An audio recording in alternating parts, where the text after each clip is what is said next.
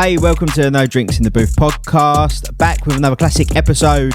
As always, you can listen to us on Spotify, Apple Podcast, or anywhere you get your podcast, and watch us on YouTube. As always, with me in the booth, I've got Pav and Chris, the man with the opinions and the man with the jokes. Chris Watson, resident househead and coffee lover, and holding it all together, myself, Wade Kadir. Today we've got a really big topic, mental health. But before that, we've got news, reviews. But how has everybody been? Chris? Good. I love how life is slowly getting back to normal. I myself are still keeping busy and kind of used now to like getting up at like 8 a.m. like a normal person and not being up until like 4 or 5 a.m. most nights of the week. I think I'm officially used to it and I kind of like it in a weird way. But yeah, it's good, man. It's better than I think there's been some ups and downs this lockdown, but yeah, it's cool. Everything's good at the minute. Perfect. Let's talk about the real thing, mate. You did the first gig out of us three, didn't you? Yeah, I did, and I did actually do my first DJ gig since March. This Saturday just gone, all social distanced at a pub. Yeah. And yeah, it was great. It was good, just kind of like background music. And loved it, just actually playing music that real people were hearing. Not that streams aren't real people, but you know what I mean. Guys, just to explain for those of you guys that don't know what a gig is, it's like a live stream, but there's actually people there, not to a camera. We used to do those, I think, some time ago. It's a bit old school now, isn't it? Yeah, people a bit old school new now. wave. Yeah, it's crazy. Pav, what have you been up to? I've had a good week. Obviously, our local club opened on Saturday night. So I went there, had a few bevies with the boys. Otherwise, yeah, it's been pretty quiet. Just been playing a lot of five-a-side. And yeah, that's pretty much it. I've had a bit of a quiet week. What about you, Wade? What have you been doing, mate? Well, I've been back at the gym. Now they're open and safe and stuff. That's been cool and achy. Been right into the NBA like I normally am. And Pav, I'm sorry to say, the Bucks got eliminated. Yeah, we got absolutely bummed, but it was kind of like we knew it was going to happen after like game 2. I was conceded to the loss, and then when Giannis got injured, I was like, okay, yeah, bye. Poor old Giannis. Guess not. So the Bucks have gone. My Raptors that I wanted to win, they've gone. So let's get back. Oh, did they go as well? Yeah. Who did they lose to? Boston. Oh, yeah. So let's get behind the Lakers. So LeBron and the Lakers. Other than that, I did. To the club that you went to, I supplied one of the mixes. I did that. What else have I done? That's been it. I did one of them as well. It was painful to do, and then my laptop crashed halfway through. Oh god! So I did the mix, and I was like 45 minutes in. Laptop just decided, basically the USB going into my mixer, just decided that it wasn't going to have any more of it. Just was a bit bored for 10 minutes. It didn't want to work, so it just stopped. And then I was like, I hope it saved the recording. Like by chance it had like auto saved. That's luck. Otherwise I would have been I would have just rage quit.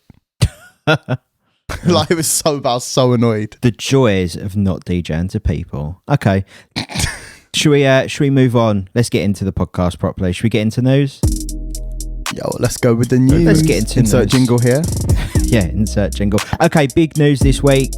We spoke about what we thought Pioneer were bringing out last week, and I was completely wrong. I said they'd bring out like a CDJ 2500 or something, and they actually brought out the CDJ 3000, equipped with all its beautiful screen and pads and all this stuff. They start at £2,169. Pioneer, please send us some. What's your thoughts? Chris, I'm going to start with you because you've got a full Pioneer setup behind you. Pav uses Rain 12s and I use Pioneer's turntables. So we're definitely covering all bases. Just because Chris is the only one that can afford them out of us three.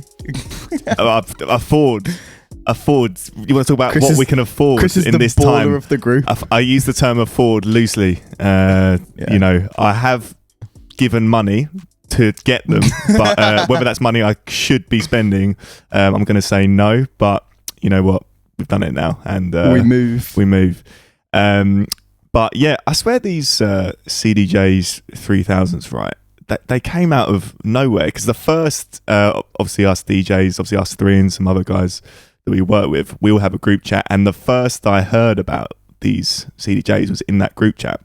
Yeah, and so I do follow like DJ equipment and stuff.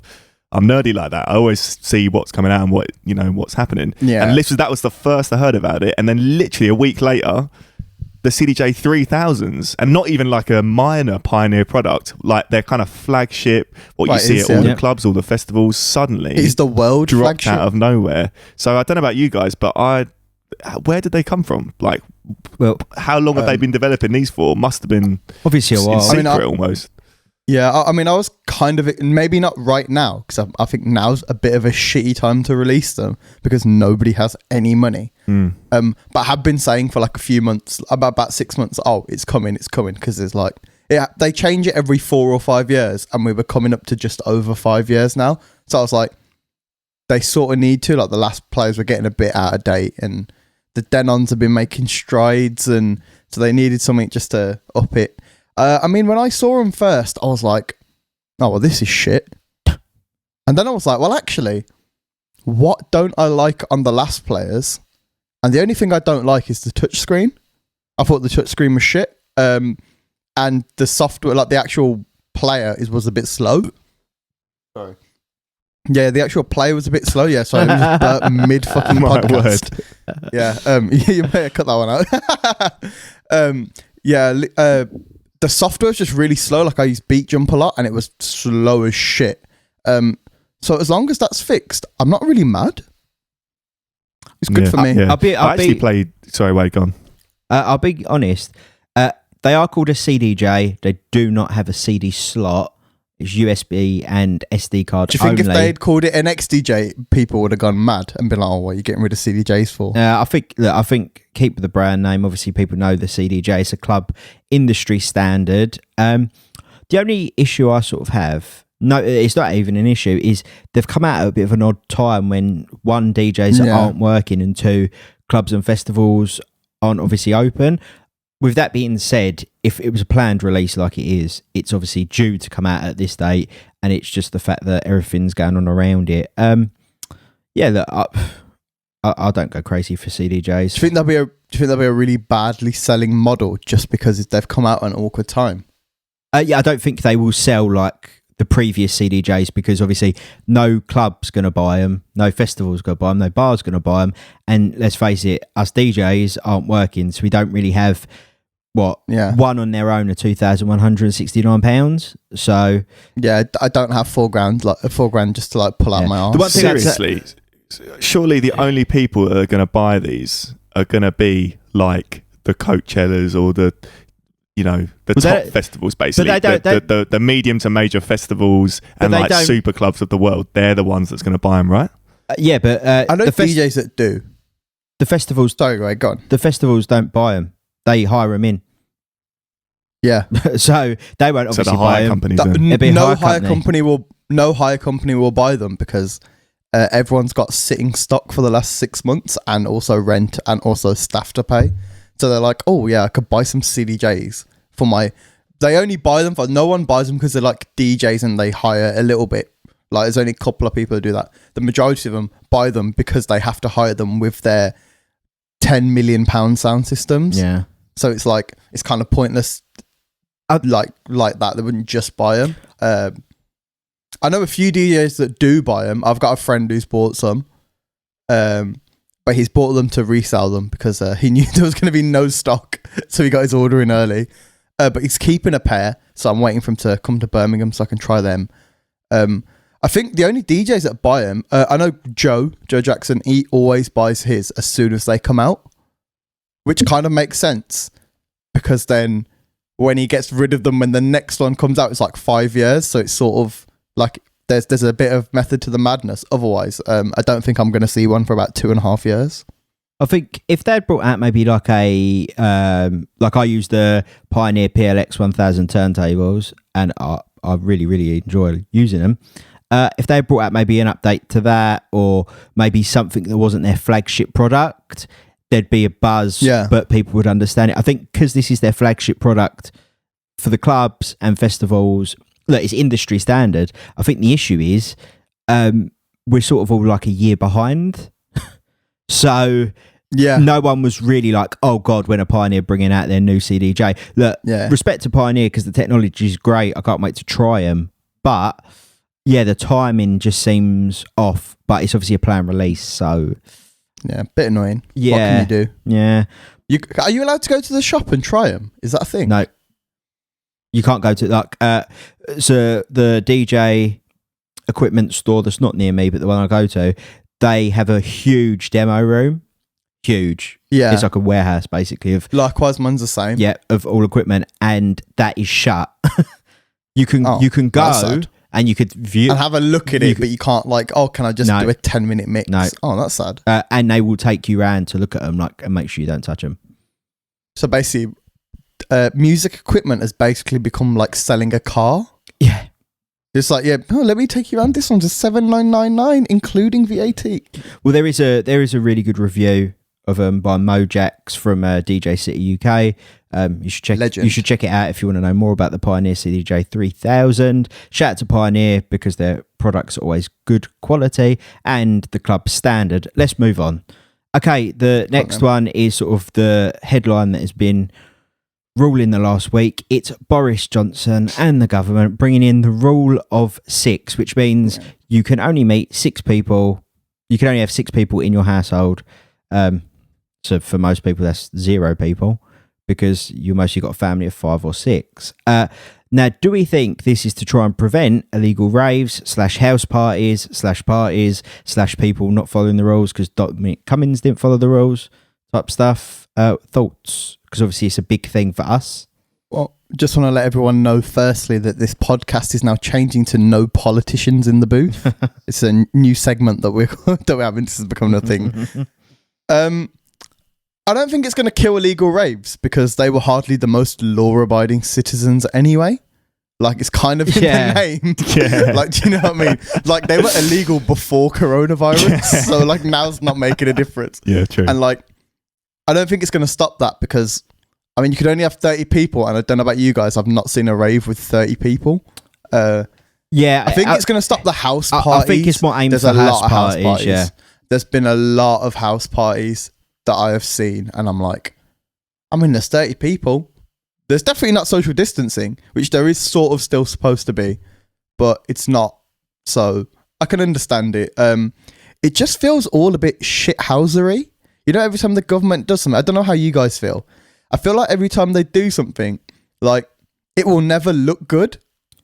Like, every time they do something, I'm like, oh, but so-and-so did this, or...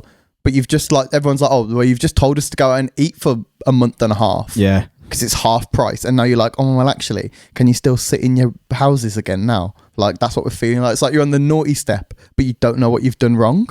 I think what the government's doing is they're basically trying to limit contact between people where they can. So they have to let the schools go back because schools and education is like essential for the economy. So they're going to lose money there. They have to. Sorry, just to cut you. Have you seen how many schools have shut since coronavirus?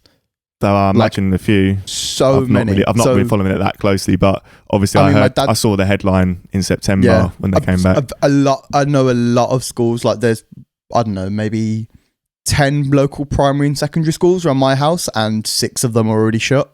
Crazy, because if one person, so my dad works at a school, and someone in another classroom had corona, and he walked in the classroom and then walked out like 5 seconds later, and so he's at home on a self quarantine. Oh, interesting. Okay, so it's like cool. So it's like proper weird. So cutting years. So it's been a bit mad. I was just saying that obviously the schools. Obviously, summer's been taken back, but that was the headline. Schools are back, have to have schools back. They're not limiting number at pubs and venues because they need them for the economy.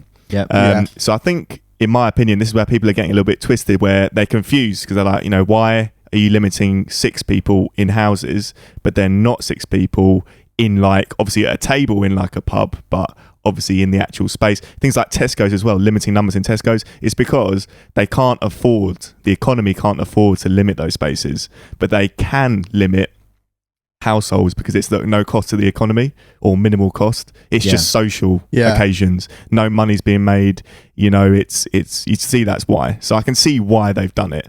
I think maybe my issue with it is obviously the whole Dominic Cummings thing was never. I think mate. I think that didn't help the public opinion, because why is it that you're doing one thing but you're telling us to do another? The other thing that I'll point out, I'm going to use my stepbrother as an example, is he is at college. He flat out says no one social distances at college once they get out of the classroom. No one wears masks once they get out of the classroom. Look, you can't stop them, they're kids. He then goes to work and he has a public facing job where he has people in, out constantly that he doesn't obviously know. And then they're saying, but don't meet up with your mate at the weekend. So he's a bit like, hang on, I have to go to college where I could get it. I have to work where I could get it. But you're telling me I can't meet my one friend. Well, that's the thing. Like, I think that's the thing. In my opinion, that's where some people, you can see how it doesn't make sense at first glance, but then obviously that's the thing. He could get it at college. Let's pray he doesn't. But he could get it at college, or he could get it if you said at work. And just by having households mixing, that's a third way he could get it. And obviously that way needs to be taken out. Any way like that, I think, let's remove the risk. That's what the government's doing. I think his whole thing is, so my friend can't come into my house and I can't go into his house, which is fine, but we can legally go to the pub or a restaurant. So that's like where I'm a bit like, obviously I understand the economy part, but it's complicated, and it just doesn't, it doesn't seem very well thought out. That's the only issue. The only caveat I can give is I will say probably at pubs, although it's still 6 people on a table, generally like the social distancing and the hand sanitizing and stuff is a bit more not a bit more, it's like it's more thorough. Like this actual sort of regulation. There'll be someone saying, oh please don't sit there. Like I went out on Saturday and I had a friend there, was like talking to them like in the middle of our 2 tables, and then someone came up straight away, was like, you kind of can't do this. So I had to sit down. So I can sort of understand it from there. But it's kind of what I'm saying, like there's so much reverse engineering in this, it's just bollocks. Like it's just that in terms of real terms, a person may go to the pub and they may or may not, let's just say, hug someone and they get the virus. And they may or may do that in the pub, and they need the pubs for the economy. But if you then say you want to see that next person tomorrow at their house, and obviously you're not allowed to do that now, but let's say you could, and you didn't hug them at the pub, but you went to their house and hugged them, that's another, and then you get the virus. So that it's like, can you see? That's why they're doing it. It's just removing more opportunities for the virus to spread. I think basically the problem we have is our government are arseholes. Well, I think one of the issues, and I think it's pretty simple. I think they're just arseholes. I think that's it. Sorry, Wade, go and carry on. I'm done. I think one of the issues is that it's obviously different in Scotland, Wales, and Northern Ireland and England. They've all got their own slightly different rules. So obviously, I know I can't remember which one it is, but one of them you can have 8 people, and kids under 12 don't count as towards it. I don't know why. So obviously, for example, if you had a family of 4, 2 adults, 2 children, and you had the grandparents round, you'd actually only have 4 people technically in the household because the kids don't count. Stuff like that, I think it obviously does not help. My whole thing is hurry up and get the clubs back open because I'm running out of money. Thanks, you know Boris. What? Talking about that, so this is one thing that's really fucking me off of this last week and a half. Don't hold back. Oh, I mean, now that you've said it, one thing that's really fucking basically, I said something to my dad at the beginning of lockdown, and I was like, if they want to open stuff up, I was like, they need to do this. And then literally last week, Boris was like, oh, we're thinking about doing this. And basically, I was like, what we should do is we should get like if you want to go out or like you want to go to the club, so you can open the clubs early or like do any sort of festival-y events or whatever. I was like, everyone should take a coronavirus test, and you should get like a little license or like something like an ID a freedom that can pass be stamped, type thing, that can be stamped and be like, oh, well, you've got it. Oh, yeah, well, I got tested on Wednesday. It's valid for, I don't know, let's say 2 weeks or something. Oh, yeah, well, I got this done on Wednesday, so I'm going out on Saturday. Here you go. I'm corona free. Let me get into the club, please. And then literally Boris Johnson was like last week, oh, yeah, well, we're thinking about doing corona event passports. And I was like, you guys get paid to do this? Like, I have a degree. I'm like an okayly smart person. Like, but I just chat shit with my friends about music every Monday. And like play a couple of songs, and I thought of this 6 months ago. Like, yeah, come on, mate. I think the worrying thing is obviously these politicians get paid a lot of money to come up with these policies, and sometimes they come up with them a year later than us general public. Okay, we're just sitting here chatting shit about Be Young. And they're trying to do it. We're doing both jobs, mate. Don't use the way you are chatting shit about Be Young. Don't drag me or Chris into it. Every week I look at the reviews, the tracks are going to be reviewing, and I just like say a little prayer for Be Young. Like, I hope you're not on there. I hope you're not on there, my friend. You're in trouble. Right, let's move on. The last headline from the news, because the news was very slow this week. And why not finish it with Cardi B and Meg Thee Stallion? WAP is number 1 for the second week running in the UK chart. Wow, how things have changed. You can't have your friends round, but WAP is number 1 in the charts. Thoughts? Thanks for that. Sorry, how is that linked, Wade? I'm confused. Sorry, explain that one. I'm confused. Well, you want to do a TikTok dance to it, do it in a group, but as long as there's no more 6 of you.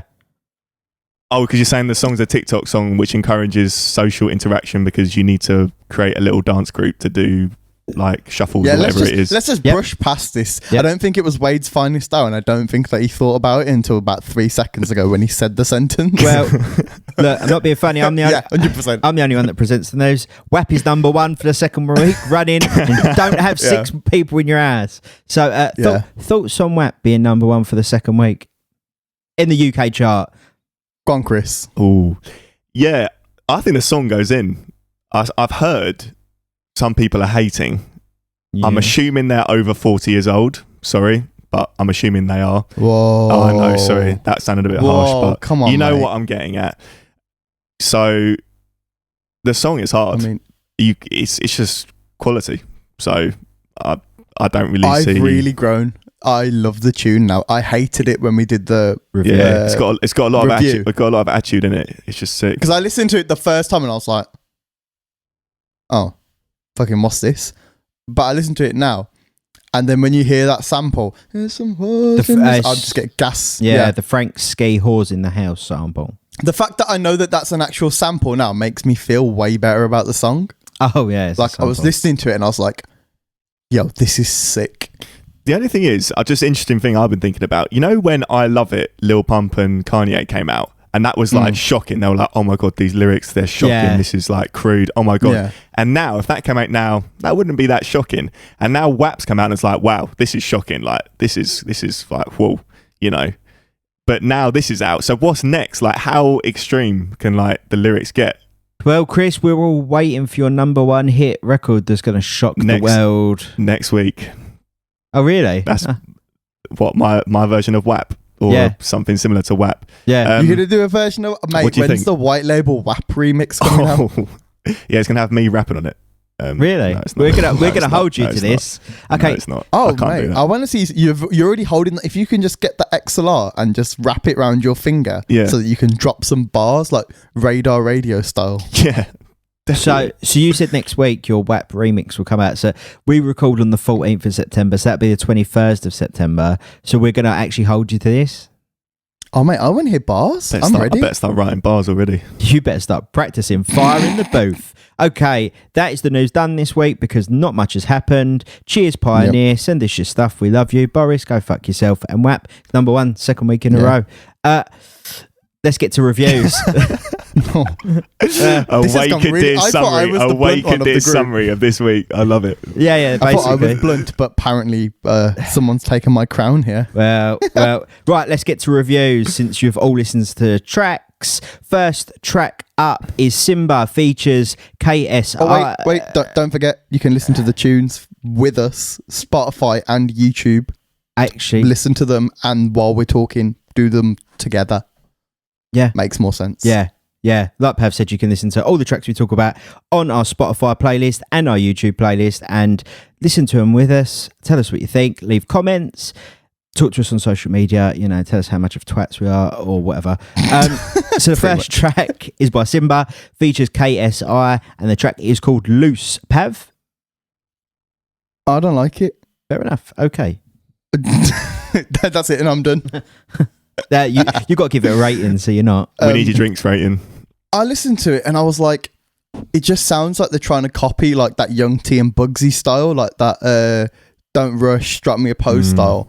But you're not Young T and Bugsy because they're immensely talented and these guys just didn't quite hit that mark. So it's a 2 out of 5 for me. Okay, Chris? Yeah, same as Pav, Young Team Bugsy, wicked. I do like this track though. It still makes me laugh a little bit because I've been a KSI fan since he was making FIFA videos. Mate. It makes me laugh a little bit when I hear like on these tracks, especially with someone like Simba, he's kind of like quite posh sort of accent, like trying to do the Jamaican thing. I don't know, it kind of like makes me chuckle a little bit. It's just a bit cringy still for me on these records, but the beat's hard and Simba's really good. And big shouts to KSI. I was a fan of his for back in the day, watching him do FIFA Championship. Road to Division 1. I'm gonna give it. Do you know what? I'm gonna give it 4 out of 5 drinks. Really? That's generous. Yeah. I think the beat's cool and Simba is cool. Okay. Basically, you went. I agree with what you said, Pav. Except for I agree with it absolutely none because I'm giving it 2 more. I agree with the you. Young Team Bugsy thing. I think it's. I'm not surprised people are trying to emulate Young Team Bugsy because they are wicked. So good. Okay. My thoughts on Simba featuring KSI track is loose. I agree with both Chris and Pav, both of you on the Young T and Bugsy thing. I really like the song. I'm not a fan of KSI on it. I'm just not feeling KSI on it. You agree with what I'm saying? It's a little bit cringe, I think. Yeah, it is a little bit. But I really like Simba. Rover was obviously a number 1 and a banger. And I think this would have been better without KSI. It gets a 3. If they took KSI off it might get a 4. So, I don't know. It would have been better without KSI, unfortunately. Sorry, KSI. Okay, let's move on. David Guetta featuring Sia. The track is called Let's Love. Chris, you can start with this. Yeah, really enjoyed this one. It sounds a lot like Blinding Lights, The Weeknd. I guess this is a trend. Some of the artists I've been producing for, they've been coming to me saying, I want to make songs like Blinding Lights. There's kind of same, I think it's like 170 something BPM with 80s sounds. It's like double time. Literally, I've had like 2 or 3 of these tracks in the last couple of weeks. And obviously, David Guetta has actually got the major label on his side. And now he's put this track out. But it's good. So I like the track. And I'm actually going to give it another 4 out of 5 drinks. I'm generous today. I'm being generous. Pav? Oh, wow. You're just throwing drinks out today, mate, aren't you? It's crazy. Fuck you know. Well, I better bring you all back down. No, I'm joking. I listened to it. I liked it. Yeah, first thing again, picked up on the disco-y 80s double time style, which I do like. I think it's nice. I wasn't like a huge fan of the tune, so I gave it a 3. Yeah. I thought it's like still feels slightly generic. Don't know about you guys. But I also thought gonna make a shit ton on advert royalties because I'm like, this is gonna be on like a Premier Inn advert or some shit like John Lewis or like something's gonna pick this up for an advert or like the beginning, like a film trailer or something. I just feel like it's a perfect song for that. So maybe he made it knowing that he's gonna make that money. Okay, but did you give it a 3? Yeah, I gave it a 3, mate. Okay, Let's Love, David Guetta featuring Sia. I completely agree with the disco 80s nostalgia feel to it. Sounds very Aha, The Weeknd, Blinding Lights type thing. I gave it a 3 as well. I'm not crazy on it, but I don't really hate it. I like the nostalgic feel, and you're definitely right. It's going to make a lot of bank on ads. Let's move on. Okay, let's move on. Mr. Easy and Major Lazer featuring Nicki Minaj and Camo. It's weird, this one. How do you say it? It's like with a 4. It's so K4MO. Yeah, Conformo. I'm going to say Camo. So Mr. Easy, Major Lazer, Nicki Minaj and Camo. The track is called Oh My God. Chris? Yeah, vibe. Enjoyed a lot. Major Lazer, wicked. So I keep giving out 4s. I need to change it. I'm going to give it a 3 out of 5. Wicked track. Okay. What, just because you don't want to give out another 4? No, but I can't. The track's really good, so it's definitely a 3. So you saying that Let's Love is a better song than this song? Yeah. Just to confirm. Sometimes like you say things on this podcast and you can't take them back. I've already given my ratings. Oh, right. Okay. I've already given my ratings now. I can't go back. Well, that's kind of sad. It's kind of sad because I gave it a 4. Ooh. I feel better now. You're giving it a 4, so I feel better. It's just a good rhythm, isn't it? Yeah. It's just a proper rhythm, and the chorus is banging. And like Major Lazer music's just always good. Like very rarely do they have a bad sound. Even if it's not commercially successful, they never really have a bad song. So the production, 4 out of 5. Maybe, probably because they change every 7 minutes. Like they've had more lineups than the Sugar Babes at this point, but I love it.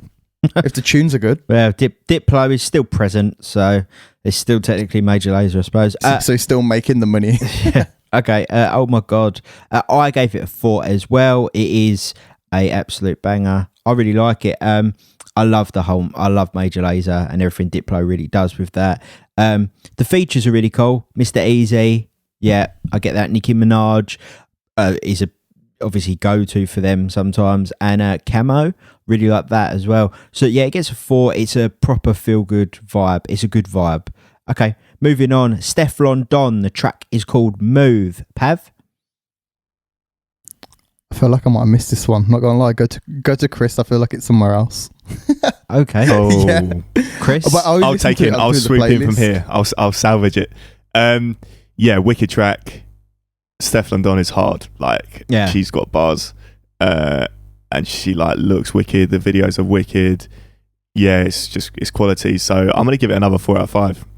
I just want to point out that I didn't listen to this one because it wasn't on the Spotify playlist. Oh, I thought you were about to say it wasn't on Spotify. I was like, oh no, it definitely is on Spotify. I watched the video on YouTube and a wicked video. So we'll just pretend that I've listened to it. Yeah, Stefflon Don, lovely. Well, you've said it now. 3. Shh, no one knows. Yeah, I'm putting Wade on the burners here because it wasn't in the playlist. well, I do send over notes every week, so, check the notes. Okay, I'll go on this one. Pav is a pass because he hasn't listened to it. Stefflon Don, Move. Yeah, he gets a 4 from me. I don't think there's any track Stefflon Don's done I don't like. And this is another one. She is good. Yeah, it's good. sick. I could definitely see myself playing it in a venue near you when the clubs can open. Moving on, Petite Biscuit. The track is called Driving Through the Night. Chris?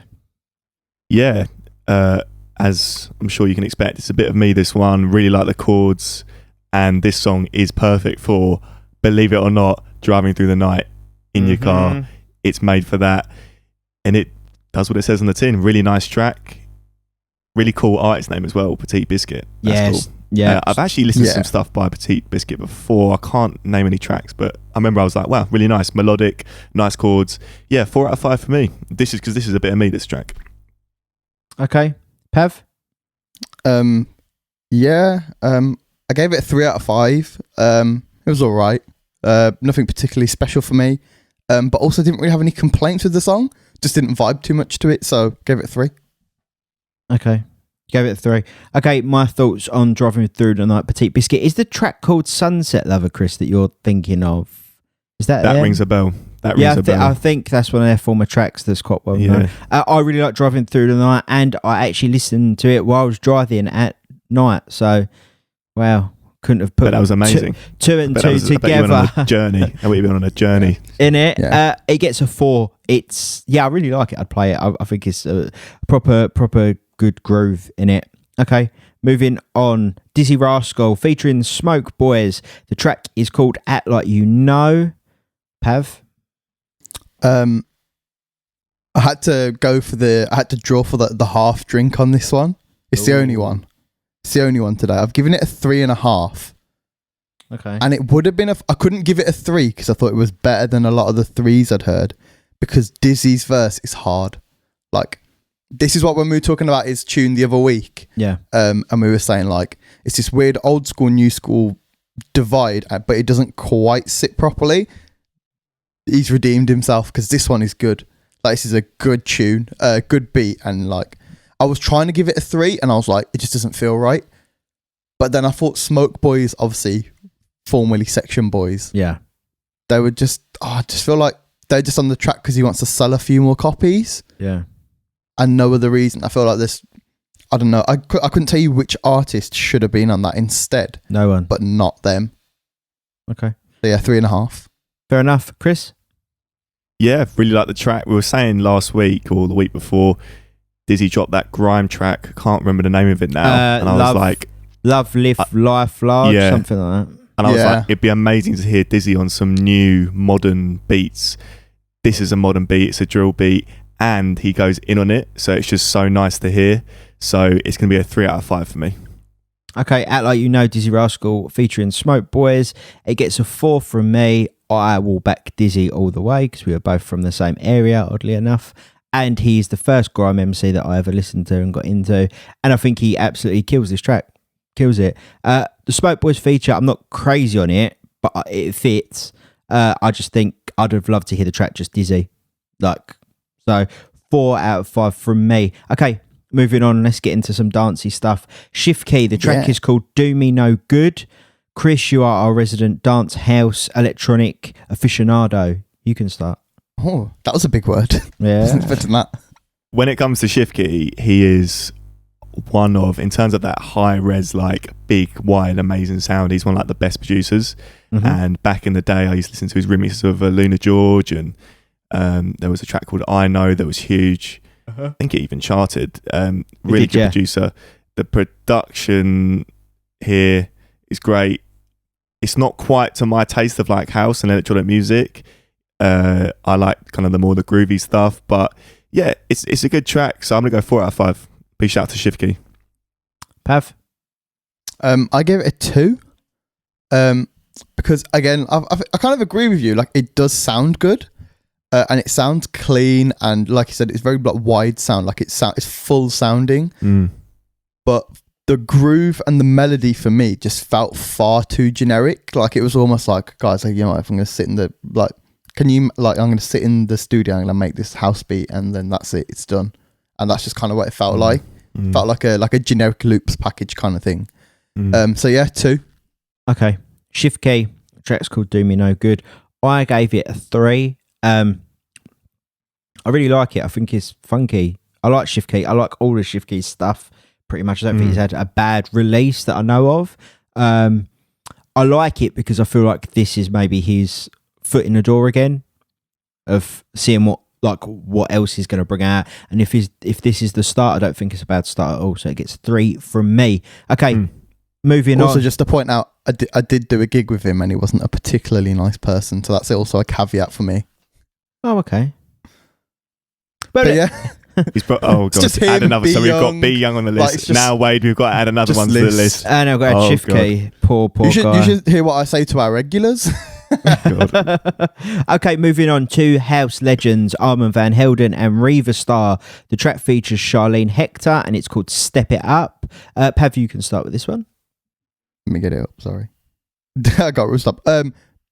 Really, really like this song.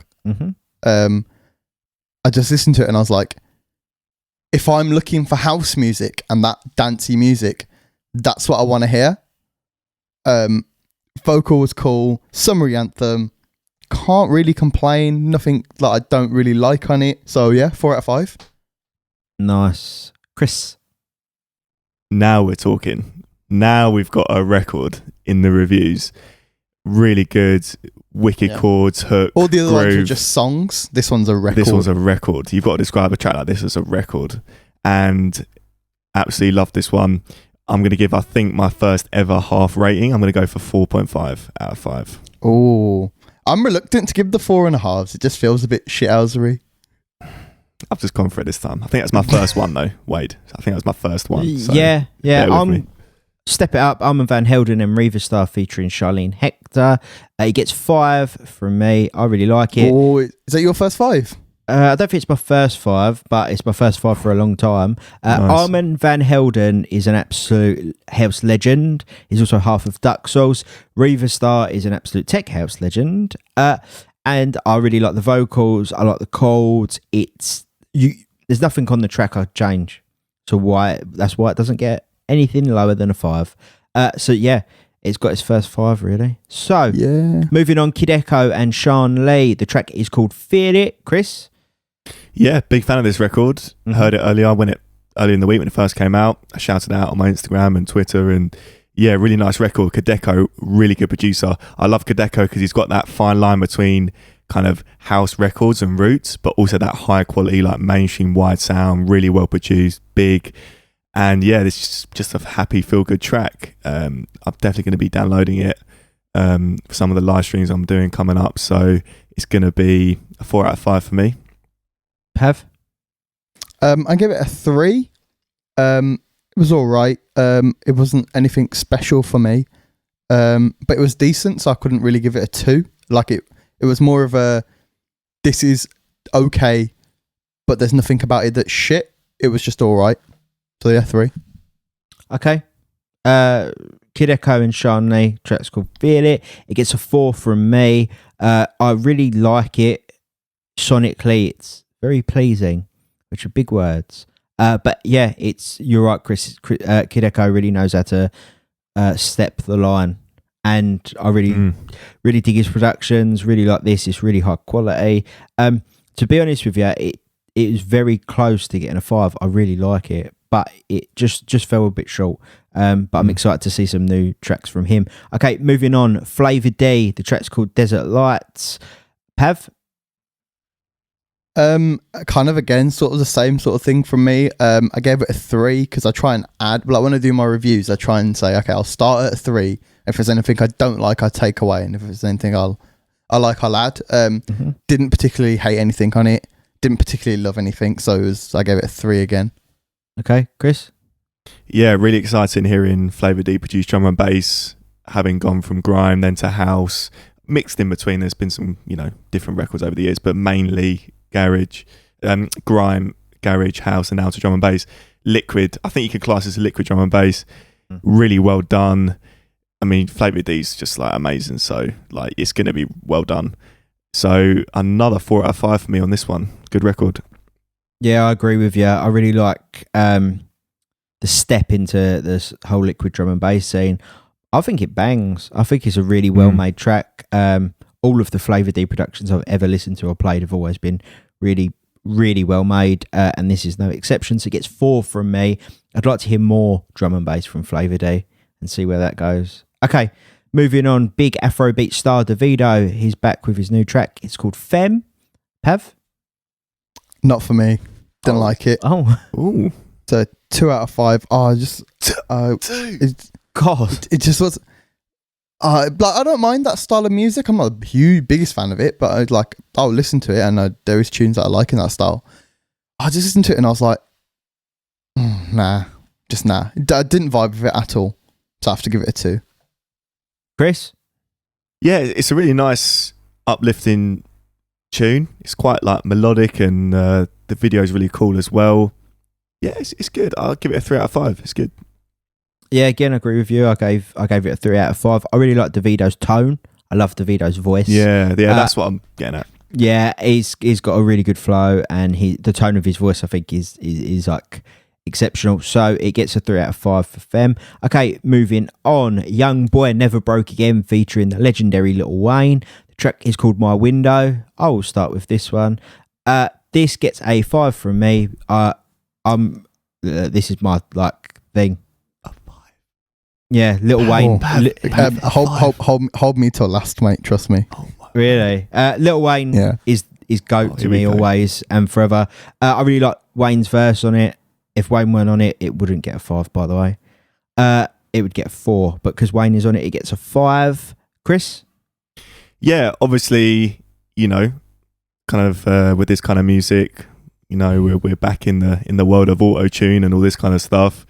Which doesn't always do it for me, But Young Boy Never Broke Again. Chris, I've heard can you some of his other records. Stop tiptoeing about his Wade's heart. Just stomp on it already. So I'm not stomping it. I'm just. Let me give my full review. I'll get it done very concisely, very very quickly. Yeah, he has this whole auto tune thing going on, like a lot of these guys do, but he kind of delivers it so well. I don't know what really. Maybe it's the tone of his voice and just the way he delivers the bars. But Young Boy Never Broke Again. It kind of, I don't know. He's just got this weird thing where he kind of makes this whole auto tune thing work, and it's got Lil Wayne in it. Obviously, legend. So yeah, I'm gonna give it a 3 out of 5. It's good. 3 out of 5 drinks for me. Okay, Pav. In my humble opinion. I believe that this song is precisely what is wrong with hip hop, which is why it has got a 1 out of 5 from me. I was just listening to it and I was like, I mean, first of all, don't know what he's saying, which is fine because sometimes you don't know what mans are saying and it's cool. One thing I really hate with rappers, the auto-tune thing I don't particularly like, mainly because I don't think many people do it well. Like, if it's not T-Pain level or better, don't use it because you're probably making it sound shit. Like, auto-tune something that you can make sound very shit very quickly. The other one is, I really don't like, what I found when I was listening to it, I really don't like when rappers try and put too many words into their bars and then they're almost sort of like over saying and over pronouncing stuff. Like Lil Baby. Yeah, that kind of stuff. I don't like that. I would rather, like, one of the reasons, and I know I'm going to like use this example and it's not the same thing at all. One of the reasons why Drake is so good is he lets the words breathe a little bit. Mm-hmm. It's the reason, a lot of the time it's what you don't say or fit in with the beat and that kind of thing, and I really didn't like it on this song. It's like, the songwriting, it's the writing the lyrics. I really didn't like it. Do you know Young Boy Never Broke Again though, Pav? Do you not think he has got this whole auto-tune thing going on, but do you not think he like delivers it kind of in a way that I've not heard in like a lot of rappers over in the States? I don't know, what do you think? Do you like him as an artist? I'm gonna caveat this also with the fact that I've never listened to his music ever before. Oh, okay, it's worth listening. He kind of delivers it quite interesting. But obviously, I do always blank canvas everything, and I just go on just a tune, like whatever I feel when I listen to the tune at the time. I just did not like it at all. So this is the end of No Drinks in the Booth as we know it, guys. See you later. Have a good time. Well, I think this is the first track with like ultimately had like across the board. Someone hates it, someone loves it, and someone sort of doesn't mind it. It's like fitting as well that you love it and I hate it because it's just going with all the podcast stereotypes that we've built up over the last month and a half. Yeah, pretty much anything with Lil Wayne on. Word. Yeah, anything with Lil Wayne on is always gonna do well with me. Okay, moving on.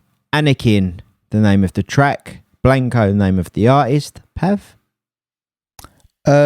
Yeah, I like this. It was nice. I thought the hook was pretty good. I don't think the verses added too much more. But yeah, 3 out of 5. Can't really argue with it. Chris? Yeah, I've really enjoyed this one.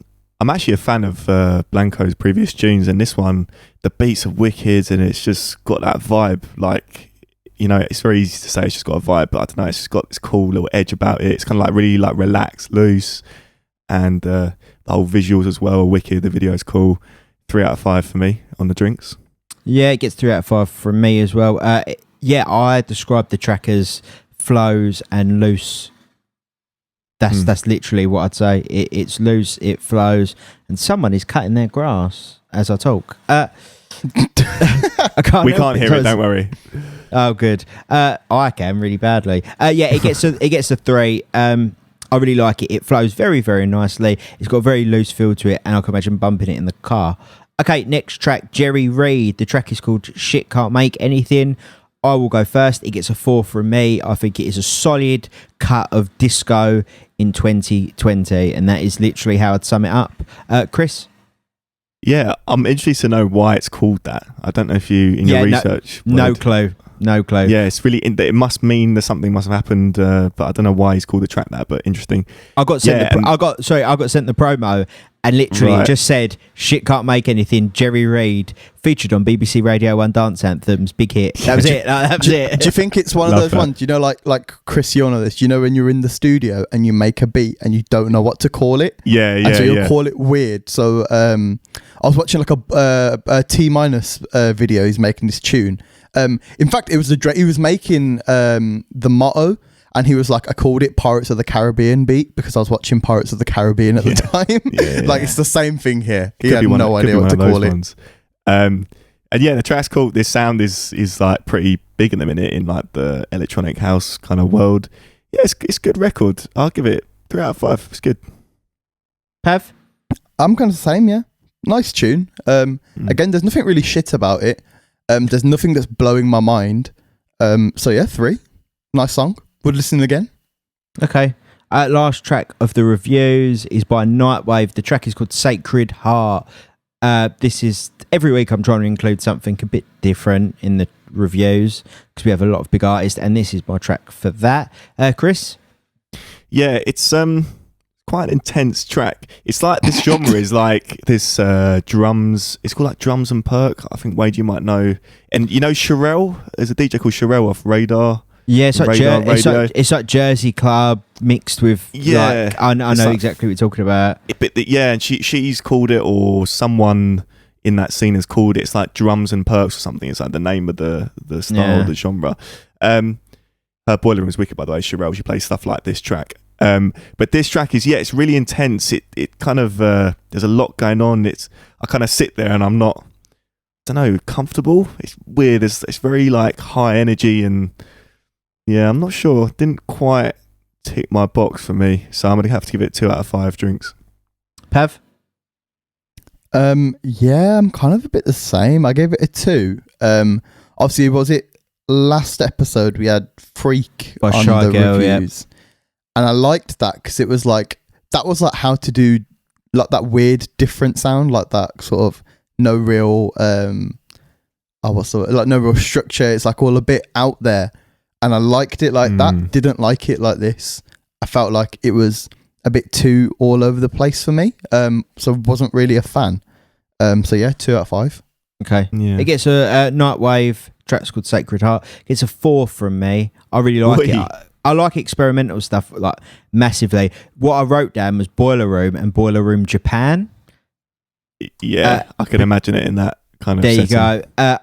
I like it because it's like away from it's off the curve. It's down the path. Very much so. Yeah, and look, I like trying to include like stuff like this when I play DJ sets. Like, I like to try and throw that in. It's classics. Break it up. And I could imagine me playing it. So it gets a 4. I think it's really well made. I get what you mean. It's very hectic, but I think that's the beauty in it. So he gets a 4. Okay, let's do track of the week. Insert jingle here. Track of the week. Yeah, that's sample. There you go. Can we cut that up and use that every week there? Yeah. Oh mate, I'm ready. Okay, Pav, your track of the week, please. My track of the week is Step It Up. I really, really like that song. I just felt really good listening to it. Good choice. And it's sunny as fuck here. Obviously, man's in Birmingham and that. It's like 26 degrees at the moment. I got the window open. My blinds are open, and like, you know, it's like light when outside is brighter than your room with the light on. Mm-hmm. That's like that's my little gauge. What's it called? That's my gauge. That is. So yeah, I was looking outside while I was listening to it, and I was like, yeah, this is it. Chris? For me, it's a close call between Feel It Kadeko and Step It Up, and I'm going to go with Step It Up because it's just got, every now and again you get these records just have that little flavour, that little thing. Is that edge on it, isn't it's there? That slight little, it's like the melody, it's just got that, the way it's been put together, really, just really well done. It's out of all these records, it's the one that I'm going to, over the next few days, be coming back and listening to just in my free time.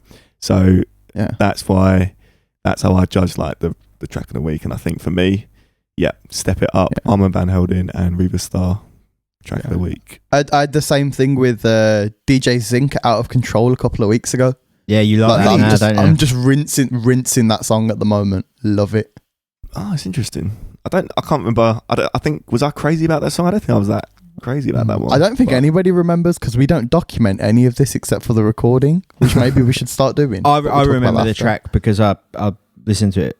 I like Out of Control. Yeah, I really like DJ Zinc. Okay, right. My track of the week is...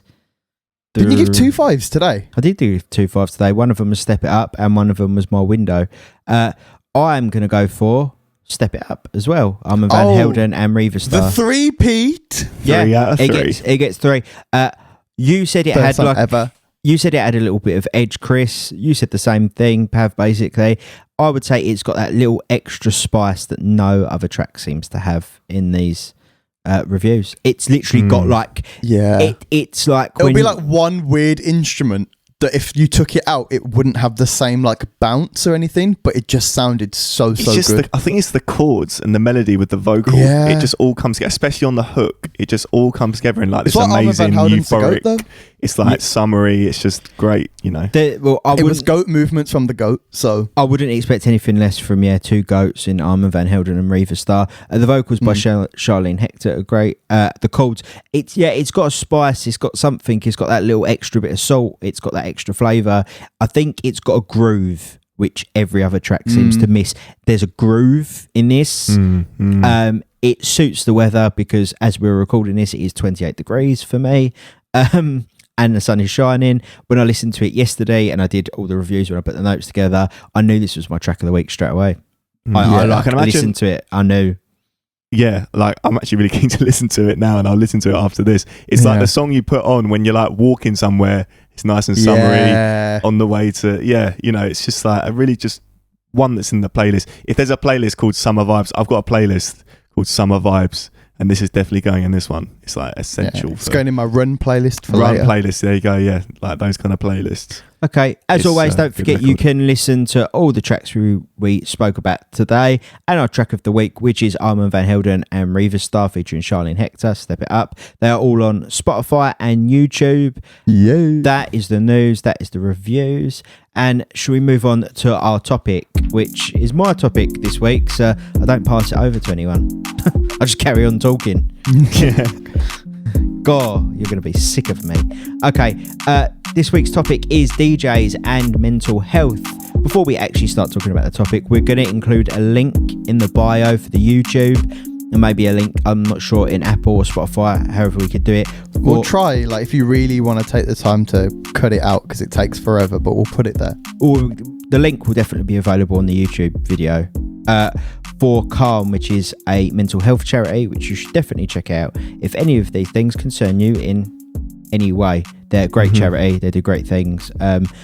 Check them out. Just support them. And also, if you need to talk to them, you definitely should get in touch with them. They're great. Okay, so this week's topic is DJs and mental health, which is something that affects everyone, mental health, but especially men right now is a big topic in the news, and we're men and we're also DJs, and I think it's very unspoken about the whole DJ side of mental health. There's been some obviously more well-known people that have succumbed to the downfalls of mental health, DJ AM, Avicii, but what's it like for the average DJ, which is us? We're not superstar DJs. Yeah. We don't play big 10,000 festivals. Yeah, but we don't fly here, there. We don't have like a grueling tour schedule. But the first point in this is being constantly switched on. And me and Chris actually spoke when lockdown happened. Me and Chris spoke a few weeks after, I think it was. And this was literally the conversation we had. I said it was nice not having to be switched on 24/7. I think if I can say my piece on this before we really get into it. Yeah, of course. As like an overview. Leading on from what you were saying, Wade, about being constantly switched on. When you work, in my opinion, there's certain jobs where you can go and you'll work 9 till 5, and then once it hits 5 o'clock and the work's done, you don't have to think about it. You take nothing home from the work, and it's there. It's done. In a lot of cases, obviously DJing, you kind of, I know it's very like cliche term, but you kind of do live it. Like you're constantly looking for tunes. You're seeing what people are playing. Then you have the social media thing. You're on Instagram, Facebook, Twitter, seeing what everyone's saying, playing, what they're doing. So in terms of when we're saying, do you switch off? It's hard to, and I know me and Wade don't, and a lot of DJs don't. It's kind of, you're always, because it's a passion. Like it is a job, but you wouldn't do this job if you weren't passionate about it. So I do. It's other than Pav. I'm joking. But it's a passion, so you have to kind of learn to switch off, and which is a different dynamic than what you get in other jobs. So yeah, that's over lockdown. I can definitely say from my experience that's been quite difficult because you're constantly switched on, and going from constantly switched on to nothing to be switched on about. Like, I mean, there's no gigs. There's no interaction. There's no people coming together and enjoying music, which is basically what we thrive off. Mm-hmm. So, yeah, that's my piece on it. Pav, I don't know what you think about that. Yeah, I agree. I feel like out of the three of us, I'm probably the worst one to talk about this. Shock, guys. Bet you weren't expecting this in the beginning of the episode. I would say that generally I'm quite a strong-minded person, and I don't feel like I've been in a big enough struggle for me to properly think about anything like this. So actually, Wade bringing it up like last week when we were talking after, I was like, actually, I might have to properly think about this. Like I said, because I'm just quite a strong-minded person, and I sort of, I'm a big believer of the cause, so I kind of don't really lose too much faith or anything. I mean, coming from a lockdown point, I mean, obviously, so DJing is like one half of my business, but my main business is an events business, like a tech business, which has also been completely shut. So basically doing like no work, which was kind of nice. I liked it. I literally saying like, obviously, so it's like my dad's company. So like, I was like, this is like the first summer in like 5 or 6 years that I haven't worked. Like, and I've been at home like in August on a weekend, which is like basically impossible. And my dad said the same thing. He was like, oh, actually, he was like, this is like the first summer in like 30 years that I've been like just sitting at home. So it's been kind of cool. Bit of a weird one, really. I've almost felt out of place. At the start of lockdown, when March happened, I think it was a phrase of, oh, this is crazy. What is this whole situation we're about to all go into? Like, wow, like an actual lockdown. This is crazy. Yeah. And then it was actually great. Like, obviously forgetting the virus, obviously, but the whole lockdown thing was the like... dying bit wasn't that good. But I'm talking about just, not the virus, obviously, that's horrendous, but the actual lockdown, I'm talking about just being at home and not working. I loved it. It was great for like a month or so. Obviously, my production side of things, I built on that so much and had free time to... slept at normal hours and, but then I think after a few months, it was like a lot more difficult because for me, and I think Wade's been going even longer, but for me, I mean, I've been DJing every single weekend ever since I was 16. I've only ever had 2 weekends off. One went to Vietnam and one when I went to Greece or something. Other than that, every single weekend, 2 or 3 nights, every single week doing it. And since I was 16, so forget the money for a second. Ever since I was 16. It's a lifestyle choice, isn't it? Ever since 16, suddenly it's gone. And that's a good, 5 or 6 years. So, yeah, that was suddenly, that actually hit. And it was like, wow, like this is strange because that's, as I said, forgetting the money, that's my routine, as it were. Like that's my life. And now that's not there. So, I think it definitely took some adjusting. I mean, it must be a similar kind of thing for you, Wade, because obviously you've been going longer than me. I've been DJing thing. 12 years. Old school. 12 years. Yeah. Wow. And I went from working 2 nights a week for a couple of years to working 6-7 nights a week for about 8 years. And now I regularly work, obviously before lockdown, 4 to 5 nights a week. I actually try and have 2 off. So that's because it's impossible to get a Sunday gig. No one books Sunday DJs anymore. I would take it off regardless. Like I need time off. I have to have like 2 nights, even if they're not together, off. Yeah, otherwise I just burn out. But the issue I sort of had was, Chris, we actually did speak about this, was in terms of being switched on mentally. It's something I did without thinking. I'm constantly making mixes, doing content stuff for me as a brand, as a DJ, networking. I'm going to other gigs, I'm seeing other DJs, I'm talking to other DJs. I'm obviously downloading music, I'm watching what some of the big boys are doing, like the A-Tracks of this world. And then lockdown happened and it stopped. And me not working is my worst nightmare. It's like horrendous. Because I genuinely enjoy working and I love the job I do. I'm very blessed to do it, like we all are. But to make a career out of it, I'm extremely lucky. And it's 3 years of hard work as well. But it's my worst nightmare. I couldn't think of anything worse. It was literally, it was hell. It was great. When it happened, we spoke, I think me and you, and we was like, oh, what's going to happen? And then a few weeks or maybe a month down the line, I was saying it was actually nice to have a break. And then that sort of passed, and I hated it. and to this day, I still hate it because, I love the feeling of playing live music to people and the reaction. And I love I love watching people when I'm playing. I love the whole social aspect. I love the camaraderie bit of when you're a team in a club. You and the light jockey and the manager and the assistant manager and the warm-up DJ, all that stuff. I loved it all, and I still do. And I think that took, or I know it did, that took a lot onto my mental health. It was just very hard to deal with because, for someone that's been gigging 5-6 nights a week for 10 years, let's say, to suddenly go, don't work, was very... I've had the odd night off and I've had a couple of weeks off to go holiday and stuff, but never an extended period of time like this. I don't think anyone has. Yeah. And I'm the same, literally the same with me. It took a massive time on my mental health because I just felt like I was going mental, Yeah. And go on. Yeah. I was going to say, I'm definitely in the same boat as you, Wade. As I said, 6-7 years or whatever, and then to go from everything you've said to nothing, it was after a month or so of wow, this is cool, to wow, this is now not fun. This is not. This is actually awful. But for me, I think what's interesting, I found in the last say 2 or 3 months, I don't know, I have kind of adjusted to it in a weird way, but it's slightly because obviously I have my producing side of things, which I've been doing ever before I was DJing. That's what I've been doing for long before that. That's what got me into DJing. So, and I've always had that, and now I've kind of been doing that. So that has been kind of a bit of a saviour for me because I still have that to work on, and I've built that up, and I've done this, I've done that, and over lockdown and felt productive. Not all the time, it's been down sometimes, some weeks, but I've still got that, and I do feel lucky to have that. So I guess we're slightly different there, but yeah.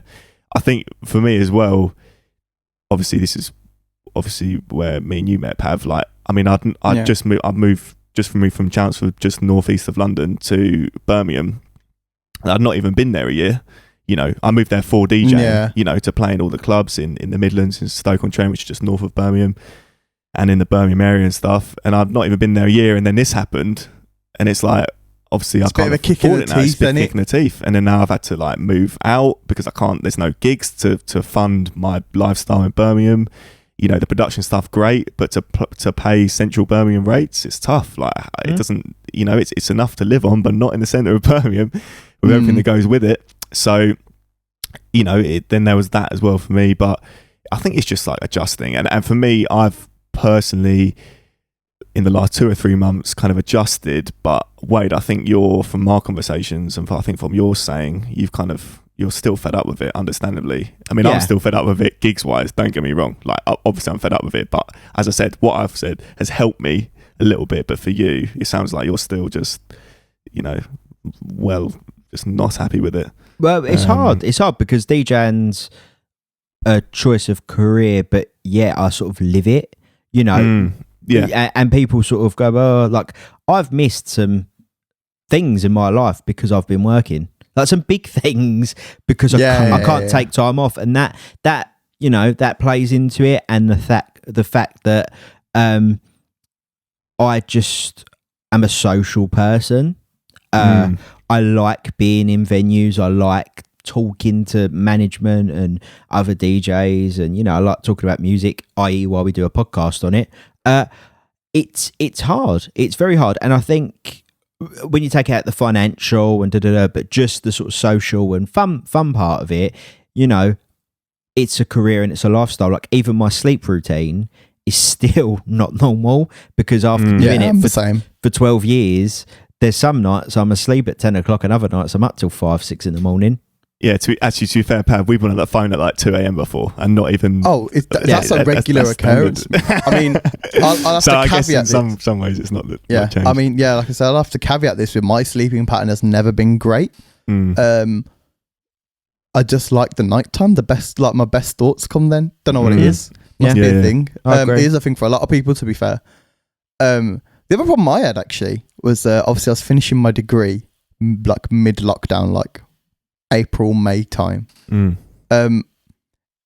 I basically don't like working when other people are around. Like, I work in my room anyway, but I don't like other people like being around. Like, just don't like. I like sitting and doing my own thing, which is normally fine because normally, like, my family have gone to work and then they'll come back and they might chat with you for like half an hour, and then like they've got other stuff to do, like prep for tomorrow, and they're gonna eat dinner and all this kind of stuff. Actually, I see everyone's at home and everyone's bored.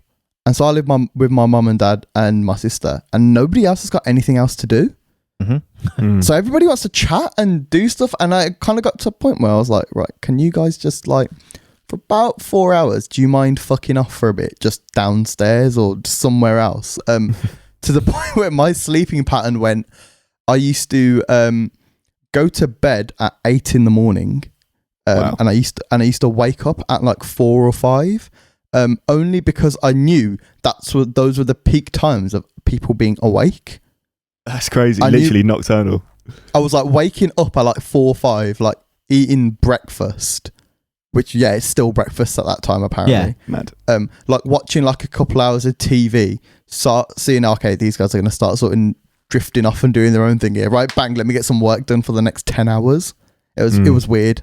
It's weird going for a walk at 6 in the morning, knowing that you're about to go to bed and everybody else is about to go to work. Yeah, that is It's weird. I think when I've done like 3 or 4 nights in a row or something like that, like I sometimes had that kind of pattern, and I think I've come close to it sort of a few months ago maybe. I'm just thinking back, but I don't think I've actually ever done it that extreme where it's like literally going up this wasn't like a one night it's happened and now it's a thing. This was I realized it about 2 or 3 days in, and so it was actually my genuine sleeping pattern for about 2.5 weeks. That's crazy. It was weird. That's crazy. Wow. It was proper weird. Okay. Yeah. Also, one of the things we'll talk about is the pressure of performing in front of people, because that is something I think maybe I take for granted because I'm just used to playing in front of people without sounding like I play in front of thousands of people. I don't, but I've become so accustomed to playing in a club or venue and it being full or, loads of people or not loads of people, whatever, but people. So I don't get nervous majority of the time, but it is like a genuine thing. Like every now and again at one of the venues I play, just as I'm about to go and I sort of look up and I get that whole like, oh my God, even though I've done it a million times, that definitely takes its toll on you, especially when you're newer in this. Like I'm further down the road than quite a lot of people because I've done it for so long. But if this is your first year, second year, third, fourth, whatever, sometimes it can be quite a daunting experience. I don't know if you have ever had any sort of experiences. I was kind of in a similar boat, really. I remember when I was like 17, 18 or whatever, like, a year or so into it.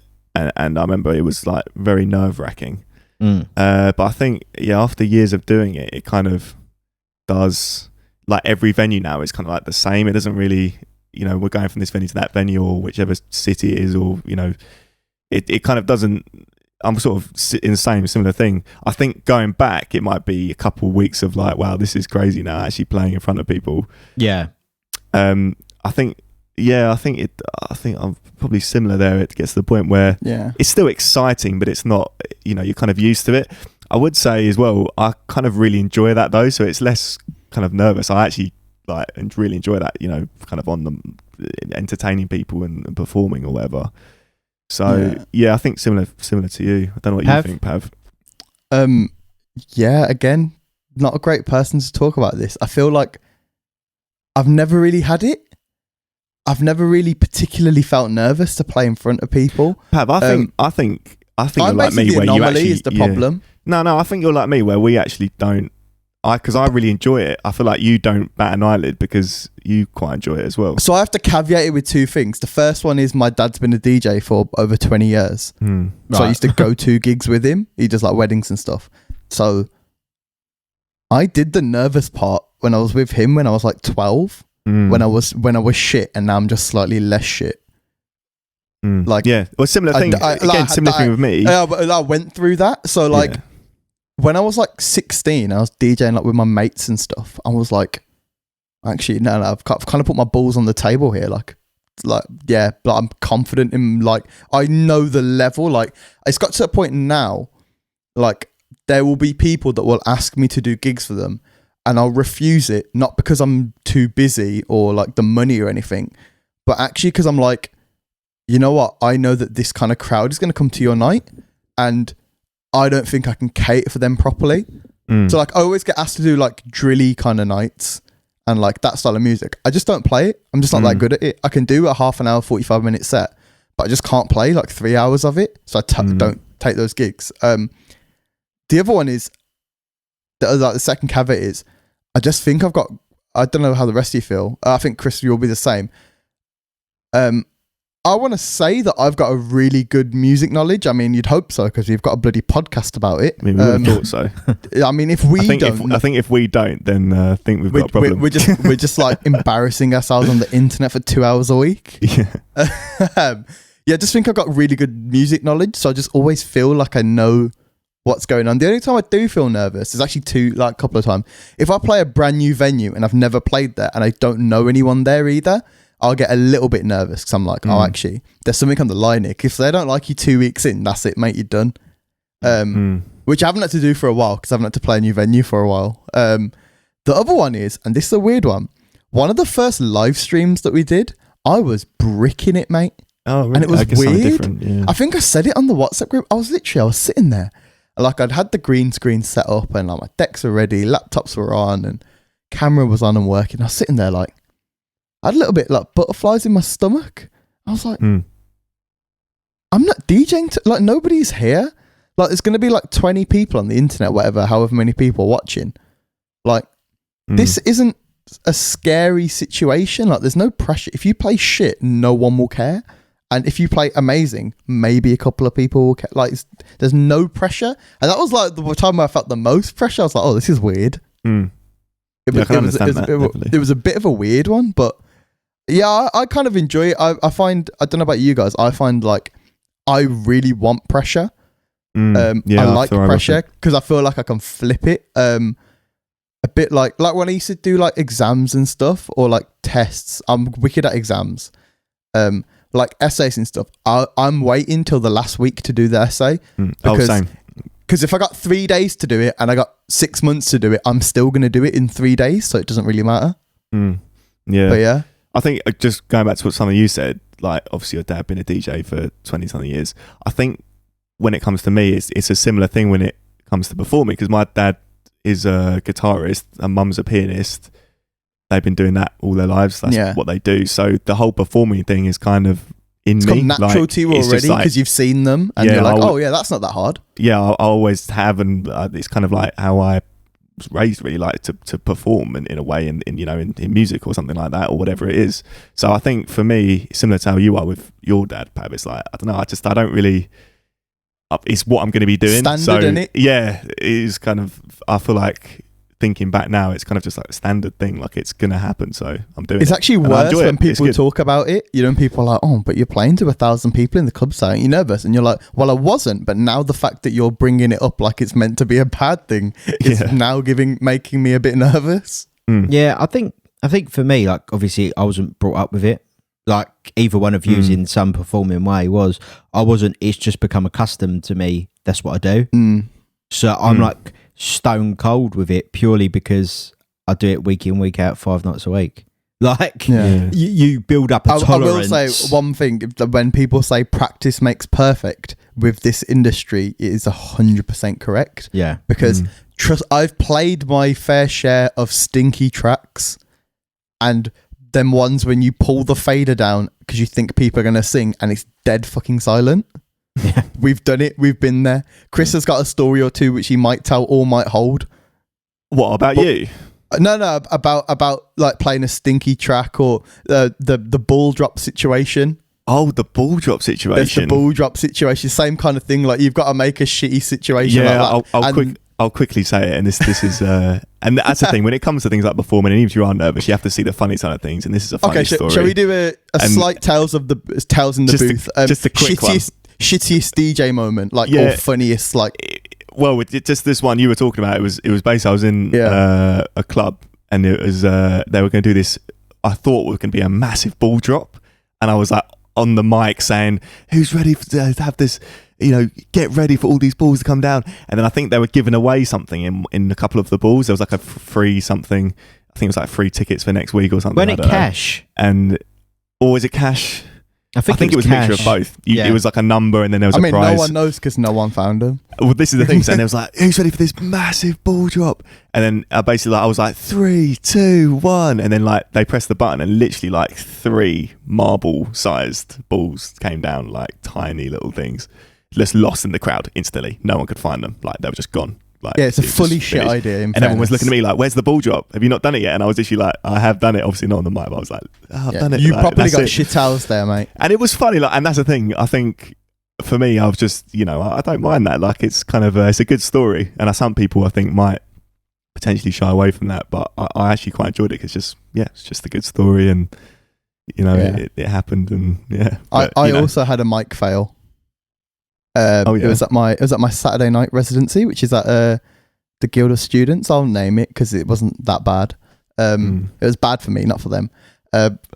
Week one I was playing. Not week one I was playing there. The first week I was playing there, and I was like, it was when Bestie was like doing the rounds, like when it was like top 5, and it was like becoming the machine that it was. Like first week I was like, I was getting on the mic. I was getting so hype, and I was like, make some noise if you're here with your bestie. And then everyone made noise and played it, and I was like, I'm a fucking G. Next week I was like, this just works. Let me just do this every week. Fuck it. It's like 1:30. Make some noise if you're with your bestie, and you wait for them, because the thing is you got to wait for them to make the noise and then play the song, otherwise it doesn't work. Said it, pin drop silence. Ouch. And then like one girl woos like out of pity for me, which I 100% appreciate. Whoever you are, you're rated. And it's like when it comes to like the nervousness thing there, it's how you take that. So you can either be like, right, my career's over. This is what I'm saying about our performance thing. I think because you actually enjoy performing, I think you're not too bothered about that, because if some people were trying to do that and didn't really enjoy performing, then basically what happened after that, nobody made noise, and I just picked up, and like obviously I still had the mic, and I was like, oh fuck it, I guess nobody's got any friends then, and then just played the song. Well, you said that on the mic? Yes. That's funny, actually. Wow. I was like, I guess no one's got any friends, then fuck it, I just played the song anyway. But back to the topic, like you can see how I think you're not, because you're quite happy to perform. So when things like that happen, you don't let it get you down. And so everyone gets a shitty moment. Yeah, like, we've seen big acts have shitty moments. Yeah, of course. I think it's actually sorry, just to cut you there. It's 11 years and 1 day since one of the biggest performances ever, which is Kanye West at the VMAs. I'm gonna let you finish. But Beyonce had one of the best videos of all time. That was 11 years ago. Like, Taylor got it that day, man. And Kanye, to be fair. Like, it happens. Go on, Wade, while I just cut you up there. Well, the other thing with pressure in front of performing for people is not just performing in front of 1,000 people, but what about when you're performing and it's not actually going right? Because that can happen more often than not. People look, DJs don't talk about it. Like, being a DJ is like being an influencer. We have stinkers. No one puts up the videos of when people don't cheer or don't go mental, but everyone puts up the hands in the air moment. But them moments do happen. Do you ever feel pressure then, or you just fine? Yeah, I mean, it's got to put your balls on the table, and it kind of thing. It's not great. Like, especially when say the event isn't busy, or it's not really happening. It's you have to just deal with it. I mean, it's not great. You want to kind of avoid that if you can. Yeah. I kind of caveat it like this, where I'm like, well, actually, I think this is relevant for all three of us. All three of us are actually decent DJs. We're good. We have our niches. We know what music works with certain crowds and stuff. It's kind of our job, so we should. Mm-hmm. I don't know, 9 out of 10 of my gigs are good in terms of good dance floor, people are happy. So if I have that one where I'm not that great, which is, I would say, rare, because kind of we don't do anything too out there that we have particularly bad gigs.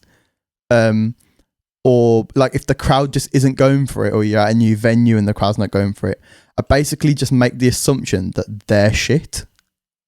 Like they're just like, because if you don't want to, like if you come to the club, we've seen it where where you get dragged to the club by your mates and you don't want to be there. So you're obviously not going to be there for a good time. Like if the crowd doesn't want to have a good time, it doesn't matter. Like unless you like, you can bring Drake out and they won't care. Like it doesn't matter. So you kind of just have to sort of, you got to wear it on the sleeve and tough it out a little bit. I don't know. I think if you brought Drake out, I think people would care. Yeah, I think people would. Yeah, would definitely care. That was a poor analogy, but I couldn't think of anything else. Well, that I had. Obviously, this is well before lockdown, so I had like a string of about 3 weeks worth of gigs, residencies that I had, and they're all good residencies, you know, and all varied in what they are. And I had about a three week run of them all being not great. Oh, and it nightmare. And it was nothing to do with me. Like I weren't doing anything different. I wasn't like suddenly becoming, you know, a you know, I don't know, a Jersey Club DJ and no one knew what Jersey Club was, or I was becoming a house DJ and I was in an R&B venue. It wasn't that. Like it was my regular gigs and they just weren't clicking. They just weren't going off. And it was just because the time of year and the area I was in, a lot of people were coming back from uni, going uni. A lot of people had gone to college, this, that. Like it was just a bit of a time of movement. So it wasn't busy. It was still okay, but it wasn't like the regular night I did. And honestly, it like absolutely tore me apart inside because I thought, oh my God, it's me. Like this is the beginning of the end. I'm the only common factor. And then I went in on a Wednesday night and tore it up, and that was fun. Everything just went back to normal. But that's a weird one, isn't it? You know, when you have doubts like that, when you have a couple of shitty gigs or like their gigs are dead, and then you have one good gig and you're like, you've gone from, should I give this up to, I'm the biggest fucking G ever? I don't know. I have that. Yeah, and you just hype yourself up. It was nothing I did that made the gigs bad. It was just a wrong time, wrong place. It was just one of them things. Yeah, you blame yourself, and I think that's the one thing with being a DJ is that you put a lot of pressure onto yourself, and people deal with pressure like that in different ways. I just basically thought, you know, I was shit, but it wasn't that. I'm still dope. And you weren't wrong. No, I'm joking. No, yeah. I'm joking. It was just a mixture of time of year. Like I was talking to 2 managers from 2 different venues that I was working at, and both of them were comparing the numbers to last year, and they were exactly the same. So it wasn't me. It was the time of year sucks. And it just what it was. But speaking of managers, okay, there's obviously a lovely thin line as DJs we tread where you're pleasing the venue manager, and my venue managers are 6, shout out to them, and you're pleasing the clients and customers on the dance floor that are here for a good time. And sometimes I've had this, you have a manager that wants one thing and the customers want the complete opposite. Now that is hard to deal with. Have you ever had these experiences? Or sorry, Chris, do you want to go in on this one, mate? I've had this a couple of times. I don't. I was dealing with this situation a year or so ago. It's a difficult situation. It's just hard. Yeah. So if you work out basically where Chris was playing about a year or so ago, you can work out who he's talking about. I'm not saying anything about anyone at all. Like, you know, and it I think it happens to lots of DJs when you have this thing. Because Can I interject just for 1 second? Because I know you're going to dive into this story. I'd like to think, in general, as DJs, and especially us 3, we have a good working relationship with our managers that trust us and let us do what we think is right. But there is these times when a manager, sometimes it's not even your venue manager, it could be an area manager or regional manager, wants something, and you definitely know the customers want something completely different. Like they might say, or a manager changes like really suddenly and they've worked somewhere else that was similar, and you're like, yeah, but it's not the same. Yeah. And I'd like to point out that like this ain't to bash managers, but it's more a thing of, it's a very thin line. We have to be very diplomatic because you can't just say you're wrong, I'm right. sometimes you have to tread that line. Yeah. I'll caveat it with I've had way more good experiences than bad experiences with managers. Yeah. Chris, sorry, carry on. Yeah, I mean, it's we're not in a position to like name names or name and shame or Chris, anything like pour that. your heart out, mate. Someone could, that violin song, that that one that everyone puts in the videos. Just play that while you talk now for the next 5 minutes. Add that in the post editing. A lot of DJs have to deal with this. Unfortunately, it's no one's fault, but obviously managers can sometimes be owners depending on what the venue is. Managers often are business people and they're corporate people, so they don't really understand music. So you have to that's your job, isn't it? I mean, it's kind of obvious, but so the DJs, I think, should be left. It should be in their court. They decide how the venues get played, and these managers, and they absolutely should do, and it's great they do. But when it comes to spilling out a spreadsheet, looking at do they have the right amount of spirits in for the weekend? Like, obviously they're really good at that, and they can do that well. But knowing what is current music to put on a great club night and a great entertainment for people. That's a line and a half, mate. That is. Well, it's true. I mean, if they working out, how to balance the profit to make sure, the lease on the building is paid and the staff are paid, and the legislation required to open a venue. Obviously, that's what you need to know. That's their job. That's great, and they should know that, and they do know that, and that's why they are the manager. They have experience in that, and that's what they know. But obviously, when it comes to the music side of things, at a very basic level, okay, cool. So you're not walking into a nice, say, high-end bar and they're playing death metal music. Like, okay, they know that's not what should happen. Yeah. For okay. But you know what I'm saying? It's I get out of their they know. It's out of what they know sometimes, which is a shame because I've seen a lot of venues kind of fail because of that. But sometimes it's out of what they know. I could tell you a story, and I'd name the person because I really don't care, but I'm not gonna because we're a professional podcast. Yeah, exactly. There's one thing they say about us: professionality, mate. Yeah. So a venue I worked Not even at. a word. A venue I worked at. I was there for 8 years. I was the main resident DJ. I've got some very, very good times there. And right when Drake was number one with One Dance, I played it like 12:30. The venue shut at 2. Went off. The owner thought he'd be very smart and come out, stand in front of the DJ box, and give me a thumbs down and the whole like turn it off symbol. And that just showed he knew fuck all about music, because it was the number one song in the country. It was huge. And to this day is the longest running number one in the history of ever. Yeah. It was number one.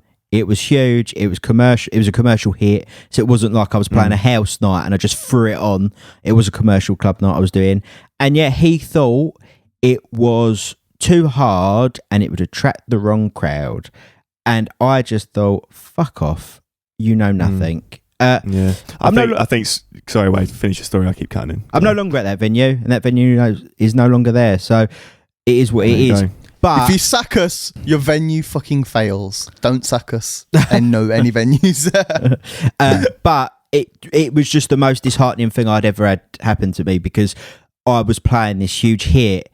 The people in the venue were going mental for it, as if I was like, I'd just given them all £100. Like, they were loving it. And then I had the owner basically saying, if I don't turn it off, I'm going to sack you. It was it was the ultimate, you're in a rock and a hard place. And luckily I had a very nice venue manager who explained to the owner it's number one and showed him the amount of streams and how long it had been number one. So he said, oh, it's all right if you do that then. So basically he quickly shut the fuck up. Yeah, that's my point. Go on, mate. That was my point, is that how do you navigate that? You don't. You can't. Yeah. I think it's similar to that story. I think the most outrageous thing I've ever done was, albeit I was like younger and a bit more like, I was younger and like a bit 6 more like months ago, yeah. Really. Not 6 months. I wish it was 6 months ago. I mean, I'd be playing. But no, a bit younger, a bit more like reckless. And I remember a promoter came up to me in a venue and he said, this music's really not right. He said, mate, he goes, this music's really not right. I think you're not really hitting the mark. Do you know what I did? I literally so I was like, okay, I said, I gave a nod like this, all right. I gave a nod. And I just put the fader down and pretended to put a cable in my bag and sort out my bag. I just put the fader down and just let the crowd sing for about like 20 seconds, 25 seconds with him standing there. And I just it was like a cable. I just pretended to put a cable in my bag. Just let the crowd sing for a bit. I just put the fader back up. I just sort of looked at him, and then he didn't speak to me for the rest of the night.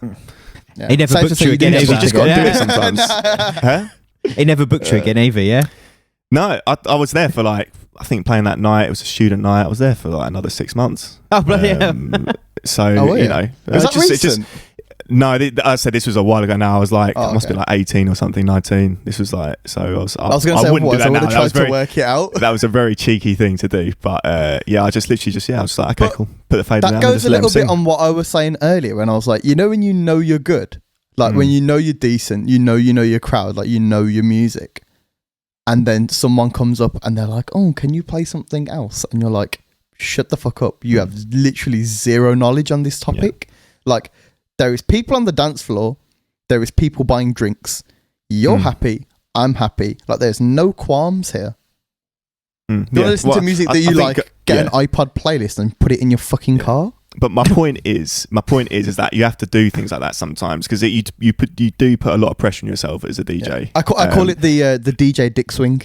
Yeah, you just have to do that because at the end of the day you're doing something quite specialist and you're doing it well. So when you do when it's not going well, you have to show what you can do. That's how you counteract the doubt you might have about yourself being a DJ and making sure mentally you're well. You have to do that. You have to not take it super seriously and just have to show like, look, I'm here, I'm doing it, and this is what I do. So I think that's how you get around it. One of my gigs, the Saturday, I do do one of the nights, and the DJ does the other night. He takes no requests, zero. If someone comes up to me, I know someone like that. He says, "Fuck off." Yeah, he says, "Go away." Like, don't talk to me. Zero requests. I will do requests to a degree, obviously, like anyone. But my whole thing, like, I challenge myself so I don't get bored. So as long as they're asking for something that I would play in the venue. As long as they're not asking for example, I don't know, some hardcore hip hop in a classy cocktail bar where I know my manager would be like, this doesn't fit. Or, just everyone's just sipping on porn star martinis. Do you mind playing NWA Fuck the Police? Yeah. So as long as it fits in some context, I'll play it. And that's like the challenge to myself of, can I make it fit and fit well and X, Y, and Z? And honestly, it keeps me so entertained throughout the night. I cannot tell you, because I'll be playing house and then someone will say, have you got this garage track or have you got this track? And I will find a way to sort of do it. And honestly, some routines that I do have come from these things. Like, literally. I use requests in sort of the same way. I use them just to gauge personal opinion. I just want to see what songs people like. Is the only reason why I use them. Otherwise, I wouldn't really take them. It's just to see like if there's a certain song that maybe I don't really like, but everyone else like. A song that I had was Gangster Darku. Didn't like that song. Got a lot of requests for it, so I thought, fuck it, let me download it and play it, and then it went off, and now I'm happy for it. The only other thing I'd sort of say is when it comes to DJs and mental health, there's two things. Is one, the uncertainty of our career. It has very high highs and very low lows, as we've most probably all experienced. And with that, if it is your career, comes a financial strain of which I think doing any creative job most probably has this financial type strain. Whether you're a painter or a pianist or whatever it is. I think a creative job in general tends to have more financial strain than a normal 9 to 5. I'll jump in on this. Go on. So I had a Facebook comments war a couple of weeks ago about this exact topic. It was about a week or two ago. So a lot of people were talking on Facebook about, especially within like the Indian wedding community, because this is obviously our big time. And there's loads of people talking about like, oh, the pubs are open, why aren't weddings open? And I was like, well, it's not quite the same thing, but I can understand your concern because nobody's making any money. Like, so I kind of get it. So we were kind of having this sort of not war of words. Like, a lot of them are my friends in the industry, but we had different opinions. As you guys know, I do like to be slightly different with my opinion, mainly because I like to take the pros and cons. I'm a bit more level with it rather than letting my emotions take through. And I was kind of saying to them, they were like, no, but pubs are open and they've got 50 people in them, so we should do weddings according to venue size and this and that. And I was like, yeah, I can agree with you. I was like, except nobody's going to follow it, so we can hit that. And they were like, yeah, but we've spent this much money like to do our units and buy this gear and all this kind of stuff. And I was like, yeah, I agree. Maybe the government should be doing more for us. And I still do agree with it. We have got the shortest furlough in Europe. Yeah. But I was like, this is the bottom line, really. And I heard someone say this about there's a YouTuber I watch called Christian Jackson, who's like is a light jockey for like Dylan Francis and Lewis the Child and Juna Beats and people like that. He does like house and dance acts in America. And he was like, I agree with all of this, but if you really want like financial stability and certainty, go and work in an office, because events is not the business for you. Because even if this didn't happen, you could say one thing on the internet or do whatever, and you can go from 12 gigs a week to 0 gigs a week very, very quickly. Like, you can be like Jay Sean was the in flavor for about 2 years, and now nobody cares. Like, but you have to live with that with the industry. Like, you guys does everyone here do more than one club night at a venue? As in a week. Do you mean play at the same venue? Yeah, so you do play the same venue more than once. Yeah. Yeah. So if that venue closes, you've banked on having 2 nights there a week. So you're 2 nights a week poorer for that time. But gig's a gig. You go with it. I worked 8 years somewhere 5 nights a week. That's what I'm saying. And then you go from 5 to fuck all. I went to 5 to 1. And you just sort of have to deal with it. Like, it is what it is. Like, yeah, it's not nice, and yeah, you don't want to be thinking, oh yeah, I really need to pay my bills this week. But actually, to an extent, if nobody wants to book you for a couple of months, nobody will book you, and you can't change that. You can either have something else on the side, which a lot of us do. I do. Chris does. Wade, you're just full-time DJ, aren't you? Yeah, I'm full-time, yeah. Yeah, but like you live with that possibility that you actually might not get booked for a bit. And obviously this isn't a nice situation, because now I think pretty much everybody's in that boat. But yeah, I was going to say, I agree with what you're saying. Work in Tesco, they'll always be hiring. Someone always needs to fill the shelves every day. But that whole thing, I think people doing what we do, and lots of people around the world, that deal with that, and they plan their finances or just deal with those situations when they come, and everything you've been saying. I think what's happened recently though with coronavirus, obviously that whole thing has just been like magnified, because we've had that's the thing. So that is happy. I mean, I think all of us are quite happy dealing with that risk. I mean, and if you want to call it risk, I think you can avoid that with like good planning and just being aware of it. Like you said, Pav, like, I mean, you literally said, I'm saying what you're saying, but I would only add that you can avoid sticky situations like that by just planning not just your finances, but also just like your life. Like, just do it all. Sometimes there's going to be good times and sometimes there isn't, and with gigs. But I'm saying, so actually, point is, it's been magnified, hasn't it, by coronavirus, because it's for everyone. I mean, that is how many times you see the word uncertainty in the news.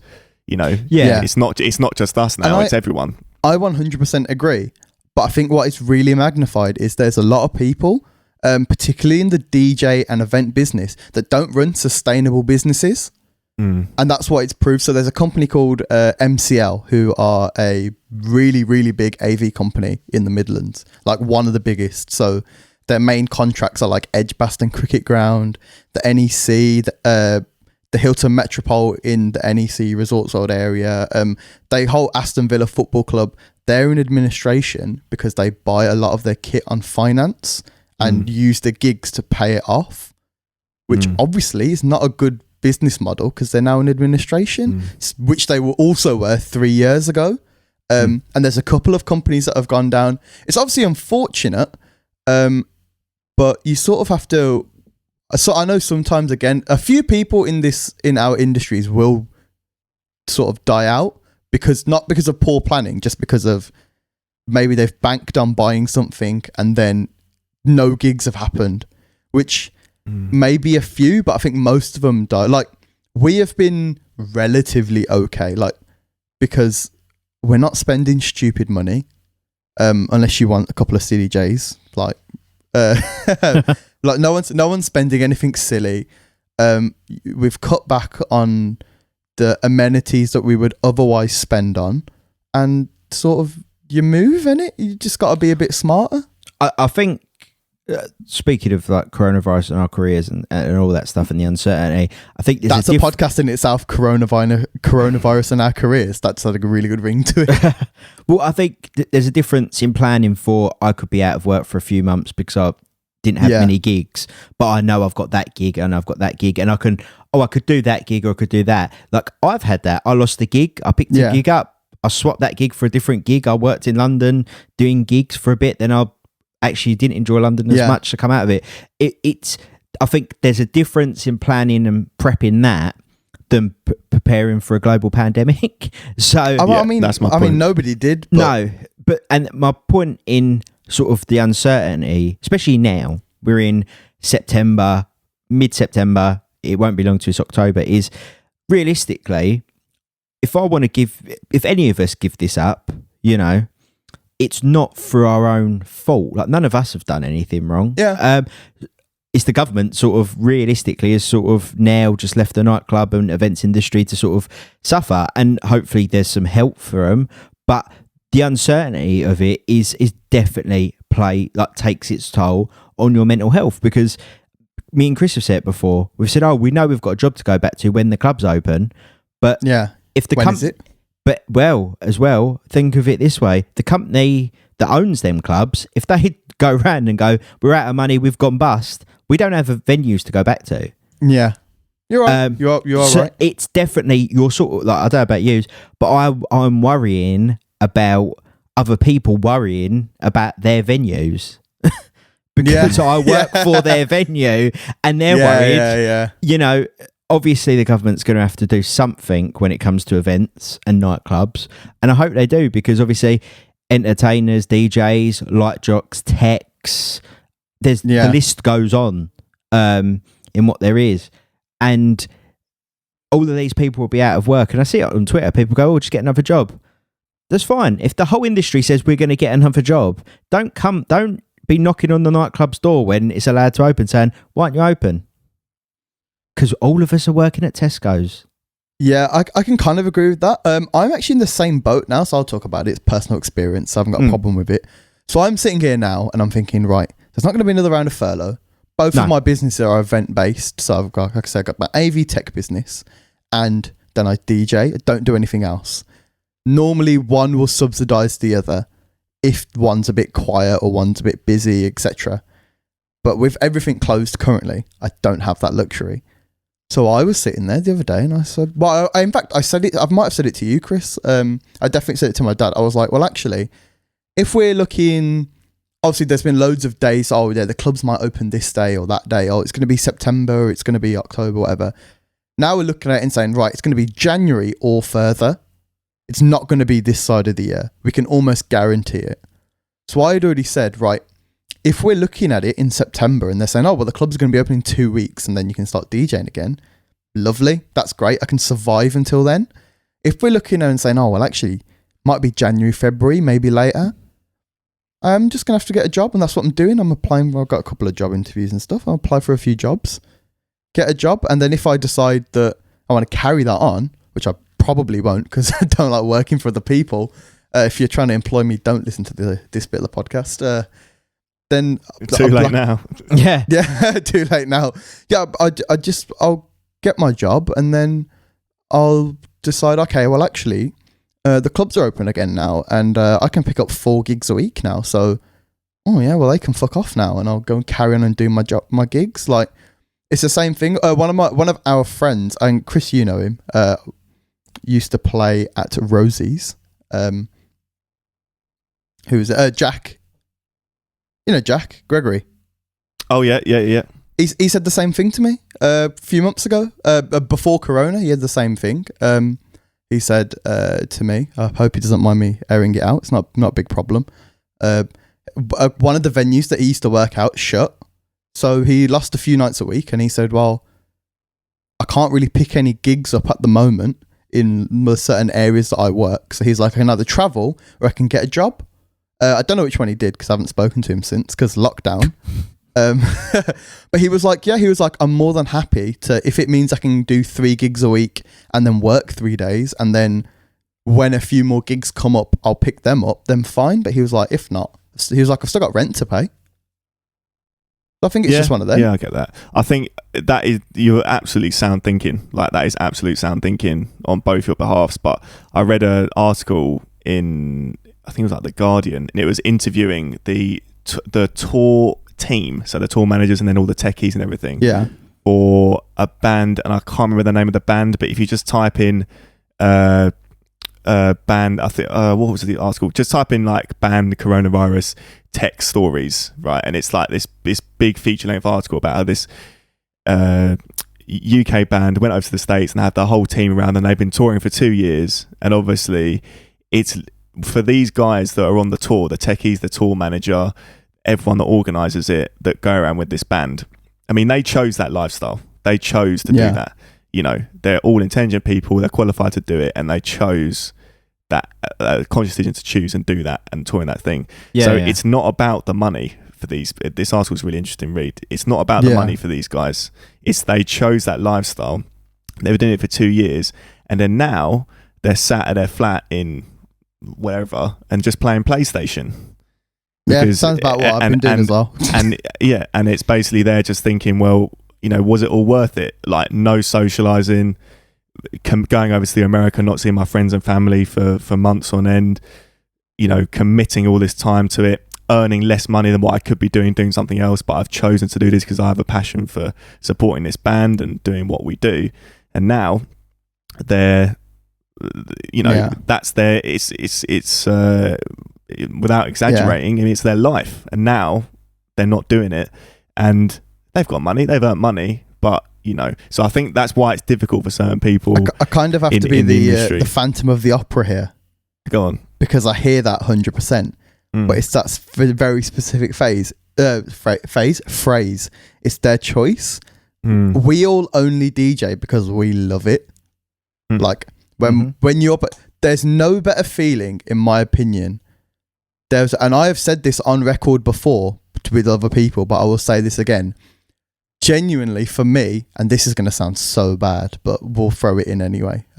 If you guys have made it this far, like, get ready for a very big statement here.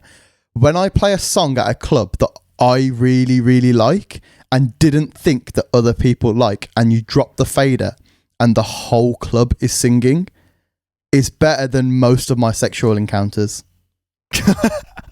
And I'm putting this on record. I was literally about to say, yeah, I agree with that. And then you said the last bit. Like, not every single one. There's been some good ones, but like I was like that for me is like one of the pinnacles in life, because watching, for sure, that's why we do it. 800,000 people singing that song, and you really, really like that song, and they love it as well. And you just drop, like you said, when you drop it and it's like they're like singing for like, if someone sings a song for more than 2 lines, like full 2 lines, that's banger. Go on, Wade, sorry. Just to cut in, I think, yeah, like what you said, Chris, about it's your choice, and Pav, what you've said about how good the feeling is. At the same time, I'm speaking obviously full-time DJ, done it for many years.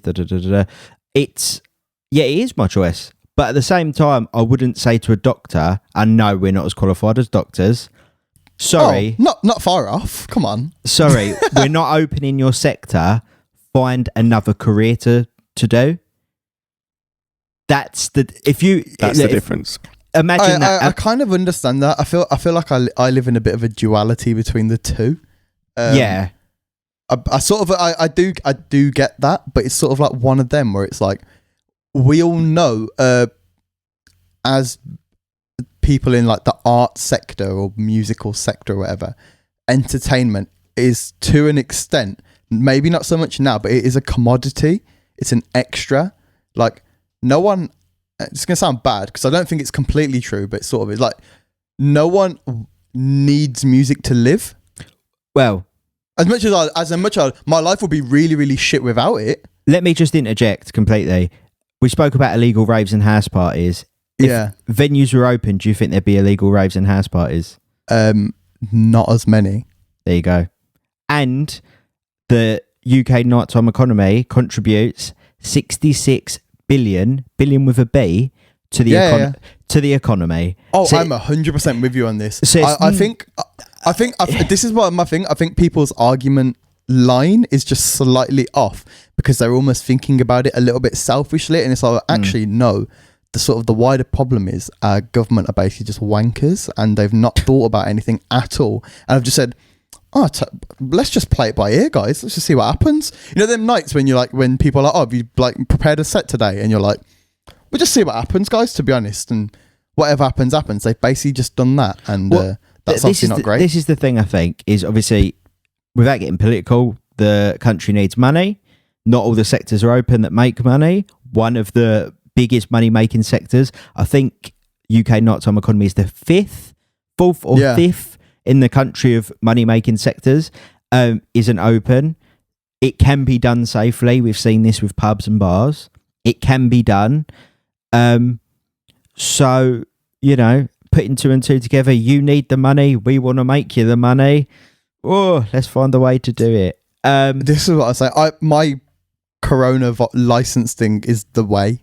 Because actually they have trialed a couple of small indie gigs as non-socially distanced events, and they were saying that they were unsuccessful. I haven't read the full article on it, but there was an article on BBC I was reading about it, and they were saying it didn't really stop the spread of virus particularly. But there, like you said, there has to be a way, because there's venues. There's a huge venue in Birmingham, 3,000 capacity, and that is closed. Well, and will remain closed. This is the thing. I think people forget that if nightlife doesn't retain and come back, that doesn't mean you can't go to your local nightclub. That means that Drake concert you want to go to ain't going to come back. Yeah. It's all interlinked. It's all intertwined. It's all mad. Yeah. This could be another pod. It could be another podcast. I think we're starting to go off on tangents anyway. Yeah. Okay, as always... Sorry, guys, I'm announcing my election for the Labour Party in about 5 minutes. As always, you can find us on Spotify, Apple Podcast, YouTube, and we're going to include a link to Calm in the link in the bio. Please leave us some comments, like, share, subscribe. Please check out our Spotify playlist and our YouTube playlist. It's got all the tracks we spoke about earlier. I think that is another classic episode wrapped up, unless anyone... It's a real classic episode, this is. And on that note, we will see you next Tuesday. Peace.